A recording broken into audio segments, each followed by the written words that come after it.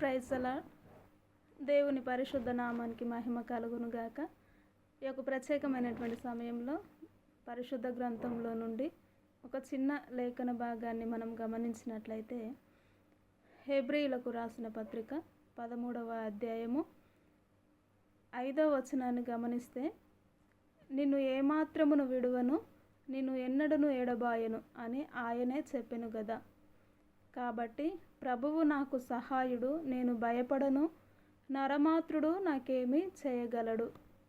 ఈ యొక్క వచనాన్ని మనం గమనించినట్లయితే, దేవాతి దేవుడు అంటున్నాడు తన బిడ్డలతో ఏమని అంటే, నిన్ను ఏమాత్రమును విడువను, నిన్ను ఎన్నడూను నేను ఎడబాయను అని చక్కగా దేవుడు మాట్లాడుతూ వస్తూ ఉంటున్నాడు కదా తన బిడ్డలైనటువంటి వారితో. నేను నీకు ఎప్పుడు దూరముగా ఉండను, నేను ఎప్పుడు నీకు ఎడముగా ఉండను అని దేవుడే మాట్లాడుతూ వస్తూ ఉంటున్నాడు. కానీ నిజముగా ఆ మాటను మనము నమ్మగలుగుతున్నామా ఈ నేటి దినాల్లో? దేవుడు నాకు తోడుగా ఉన్నాడు, నాకు ఏ హాని జరగదు, నాకు ఏమి సంభవించదు అని నువ్వు నమ్ముచూ ఉంటున్నావా? నమ్మితే ఆయన కార్యాన్ని చూస్తావు, నమ్మితే ఆయన మహిమను నువ్వు చూస్తావు కదా. దేవుని నమ్మిన ఎడలనే మహిమను చూస్తావు. ఆ యొక్క నమ్మకము నీలో లేకపోతే ఆయన కార్యములైనను ఆయన క్రియలైనను నువ్వు చూడలేని స్థితిలో ఉంటావు. కాబట్టి దేవాతి దేవుడే మాట్లాడుతూ వస్తూ ఉంటున్నాడు, నేనైతే నిన్ను ఎప్పుడు విడువను, ఎన్నడూను నేను నిన్ను ఎడబాయను అనే ఒక వాగ్దానము నీ జీవితంలో నువ్వు చెప్పగలవా? ఇక్కడ కింది వచనాల్లో చూస్తే, కాబట్టి ప్రభువు నాకు సహాయుడు, నేను భయపడను, నరమాత్రుడు నాకేమీ చేయగలడు అని ఇక్కడ మాట్లాడుతూ వస్తూ ఉంటున్నారు కదా. అయితే దేవుడు నాకు సహాయం చేస్తాడు, మనుషులు నాకు ఎలాంటి హానియు ఎలాంటి ప్రాబ్లమ్స్ క్రియేట్ నాకు చేయలేరు. దేవాతి దేవుడే నాకు ఈ యొక్క వాగ్దానాన్ని ఇచ్చారు. ఏమనంటే, నేను ఎప్పుడు నిన్ను విడువను, నేను ఎప్పుడు నీకు ఎడముగా ఉండను, నీకు ఎప్పుడు నేను దూరముగా ఉండనని మాట్లాడుతూ వస్తున్న వాగ్దానాన్ని నువ్వు చేత పట్టుకొని నువ్వు నమ్మి నువ్వు చెప్పగలవా? నా దేవుడు నాకు సహాయకుడు, నాకు తోడుగా ఉంటాడు, నేను భయపడను అని నువ్వు చెప్పగలుగుతున్నావా? నేటి దినాల్లో దేవుడు నాకు సహాయకుడు అని అంటూనే లోపల అనేకమైనటువంటి విషయాలను బట్టి ఆందోళనకు గురవుతూ భయపడుతూ పిరికితనము చేత జీవిస్తున్న వారు చాలామంది ఉంటున్నారు కదా.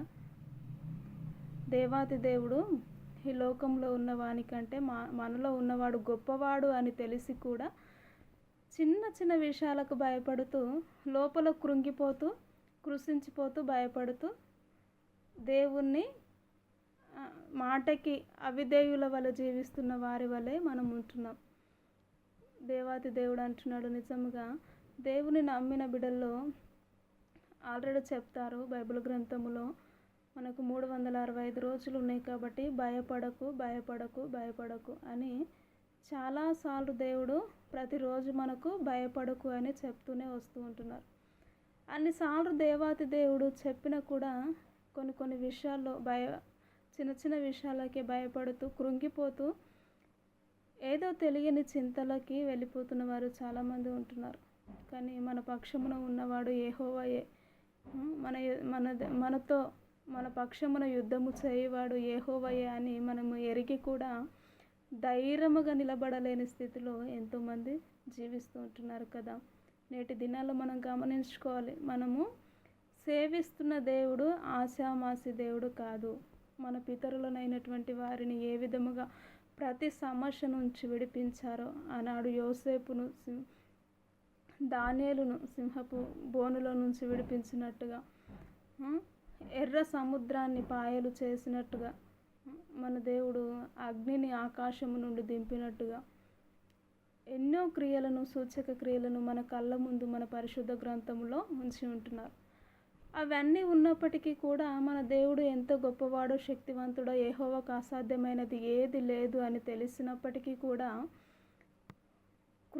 కృషించిపోతున్న స్థితిలో ఉంటున్నారు కదా. ప్రతి చిన్న సమస్య వచ్చిన వెంటనే ఇంకా నాకేదో జరిగిపోతుంది, ఏదో అయిపోతుంది అని చింత, పిరికితనం, ఆత్మ పిరికితనం ఆత్మ ఉన్నవారు పరలోక రాజ్యానికి చేరలేరు అని పరిశుద్ధ గ్రంథంలో ఉంది.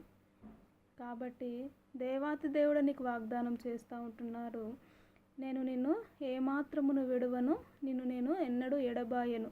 ఆ యొక్క వాగ్దానాన్ని నువ్వు ధైర్యంగా చెప్పగలవా? యెహోవా నన్ను ఎప్పుడు నా చేయి విడిచిపెట్టడు, నాకు తోడుగా ఉన్న దేవుడు, నా పక్షమున ఉన్న దేవుడు, నాకు విరోధిగా రూపించబడుతున్న ఏ ఆయుధములు కూడా నాకు నా దేవుడు ఉండక నాకు వర్ధిల్లవని నువ్వు నమ్మగలుగుతున్నావా? ఆ విధముగా నమ్మితే దేవుని కార్యాలను నీ జీవితంలో చూస్తావు. కనుక ఈ సమయమందు నమ్మితే ఎంత బాగుంటుంది కదా. దేవాది దేవుని యొక్క వాగ్దానములను చేత పట్టుకొని ఆయన చేసిన ఆశ్చర్య కార్యములను, అద్భుతమైనటువంటి కార్యములను నిత్యము మనము ధ్యానిస్తూ రుచి చూస్తూ వాటి వైపుకు వెళుతూ ఆయన ఎంతో గొప్ప దేవుడు, ఎంతో అద్భుతమైనటువంటి దేవుడు అని మనము గ్రహించే వారమై ఉండాలి. మన మనస్సుకి మనమే చెప్పుకోవాలి, నా దేవుడు గొప్పవాడు, నాకు విరోధముగా రూపించబడుతున్న ఈ ఆయుధములు కూడా వర్ధిల్లవని మనము గమనించుకుంటూ నడుచుకోవాలి. ఈ సమయంలో నిజముగా దేవుడే మాట్లాడుతూ ఉంటున్నాడు, నేను నిన్ను ఎన్నడూ విడువను, నీకు ఎప్పుడు నేను ఎడబాయను, నేను నీ పక్షమున ఉంటాను. కాబట్టి నువ్వు ప్రతిక్రియలను నా కొరకే నువ్వు చేయాలి, నన్ను సంతోషపెట్టే బిడ్డగా నువ్వు జీవించాలి. నిజంగా మనం దేవుణ్ణి సంతోషపెడుతున్నామా? ఆయన వాగ్దానాలను చేత పట్టుకొని ఆయనకు మనకు వెన్నంటి ఉంటూ సపోర్ట్ చేస్తూ నడిపిస్తున్న పరిశుద్ధాత్మ దేవుని బట్టి నిజంగా నువ్వు సంతోషముగా జీవిస్తూ ఉంటున్నావా? ఈ యొక్క సమయంలో ప్రార్థన చేసుకుందామా? పరిశుద్ధమైనటువంటి తండ్రి, నీకు వందనాలు. నిజముగా దేవా, మీరు నీ బిడలైనటువంటి వారిని ఎన్నడూ విడవను ఎడబాయనని మీరు వాగ్దానములు చేసిన దేవా అయ్యా, నిజముగా ప్రభు, మీరు మాకు పక్షముగా ఉండగా మాకు విరోధి ఏ ఒక్కరు ఉండరు. కనుక అయ్యా, నిత్యమైనటువంటి నీ కృపలో మేమందరం ఈ విధంగా జీవించులాగున తండ్రి, నీ కృపను కనికరమును మీరే చూపించి నీ నామానికి మహిమ తెచ్చుకోమంటూ యేసుక్రీస్తు ఉన్నతమైన నామంలో ప్రార్థించి అడిగి వేడుకుంటున్నాము తండ్రి. Amen, amen. ఈ యొక్క వీడియో నచ్చితే లైక్ చేయండి, షేర్ చేయండి, కామెంట్ చేయండి. ప్రైజ్ ది లార్డ్ అందరికీ.